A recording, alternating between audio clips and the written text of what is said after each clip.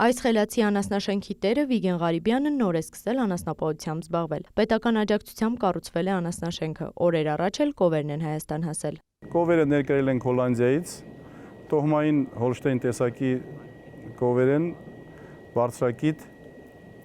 ասում են բարձրակիտ, ժամանակը ցույց կտա ճիշտ են ասում թե չէ։ Կենդանիներն այժմ հղի են, ծննդաբերելու են առաջին անգամ։ Ներկրված կովերի յուրաքանչյուրի համար պետությունը վճարել է 400,000 դրամ։ Տնտեսվարողը ձեռք է բերել ծրագրի շրջանակներում 66 գլուխ տոհմային կենդանի, ընդհանուր ստացել է 40%-ի փոխհատուցում, քանի որ ծրագրի շրջանակներում եթե 25 կենդանուց ավելի են ձեռք բերում, կարող են օգտվել 40%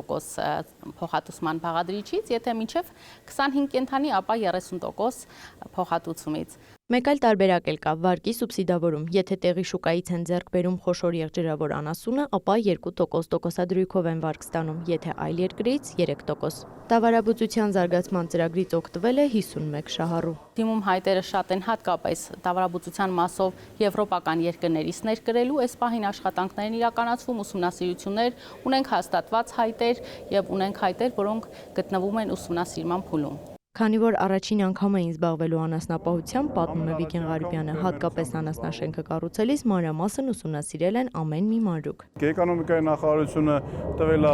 չափսերը, ձևը, հագեցվածությունը, լրիվ այդ ամեն ինչով իրանց տված սխեմայով լրիվ ամեն ինչը սարքվել է, գումարած դրան մենք էլ մեր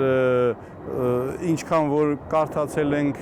լսել ենք, գիտենք։ Քանի որ ֆերման Արարատի մարզում է, որտեղ ամառները շոգ են, հատուկ համակարգ են ներդրել տարածքի ջերմաստիճանը կարգավորելու համար։ Անասնաշենքը կառուցել սկսել էին դեռ ծրագրում արված փոփոխություններից առաջ։ Հիմիկված ծրագիրներն ավելի լավն են, հիմա ավելի մեծ է, բայց այն ժամանակ ես մասնակցում էի ամենամեծին, որը 45 գլուխ էր նախատեսում, բայց ես 105 եմ սարքել։ Այժմ պետական աջակցության ծրագրով ամենամեծ խելացի անասնաշենքը նախատեսված է 95-ից 100 գլուխ կենդանու համար։ Նախկինում խելացի անասնաշենքով կարող էին կառուցել 10-15 կենդանու համար, որի հետաքրքրվածությունը քիչ էր, շատ քիչ էր։ Արդյունքում որոշում կայացվեց, որ առաջին բաղադրիչը հանվի,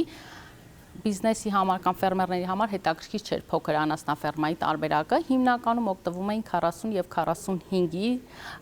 մոդելից, հաշվի առնելով այդ հանգամանքը, նաև կային առաջարկություններ, որ ցանկանում են ավելի մեծ անասնաֆերմա կառուցել, օրինակ 100 եւ ավելի։ Այս անասնաշենքը կառուցելու համար ֆերմերը ստացել է 17.5 միլիոն դրամ։ Այդ գումարները եւս վերանայվել են։ Այժմ օրինակ 40-ից 45 կենդանու համար նախատեսված անասնաշենքի կառուցման եւ տեխնոլոգիական ապահովման ծախսերը սահմանվել են առավելագույնը 46 միլիոն դրամ։ Անընդհատ ծրագիրը գտնվում է լավարկման փուլում, հաշվի առնելով արձագանքները, որոնք գալիս են ֆերմերներից։ Վերադառնալով այս ֆերմային, առաջիկայում նոր կովերի կաթը նախատեսում են հանձնել կաթ վերամշակողներին, բայց ցանկությունը մեծ է սեփական ուժերով սեփական կաթը մշակելու։